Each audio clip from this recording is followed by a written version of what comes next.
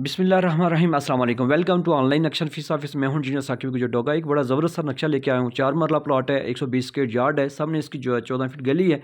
Main gate आपको नज़र आ रहा है। मेन गेट के आगे बड़ी गाड़ी का कारपोर्च है। सीढ़ियाँ भी कारपोर्ट से जा रही हैं ऊपर मंजर के लिए। नीचे हमने वॉशरूम दी है जो आप बैठक वैसे जनरल भी यूज़ कर सकते हैं। बैठक आपको नज़र आ रही है लेफ्ट साइड पे। इसकी एक विंडो हमने बाहर गली में दी है। एक कारपोर्च में दरवाज़ा भी एक बाहर गली में है और एक कारपोर्च में, और एक अंदर दरवाज़ा हमने कमरे में लगाया। अगर आप उसको मास्टर कमरे के बजाय आप मेहमान कमरा भी इसको यूज़ कर सकते हैं।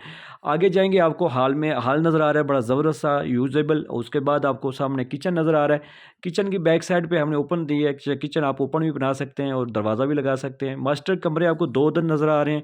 दोनों के साथ हमने अटैच वॉशरूम किया है। मुकम्मल हवादार रोशनी वाला मकान है। छोटा सा प्लाट है। आपसे भी यही कहूँगा कि आपकी लाखों की ज़मीन होती है, करोड़ों रुपये आपने उसके ऊपर तमीर पे लगाने हैं।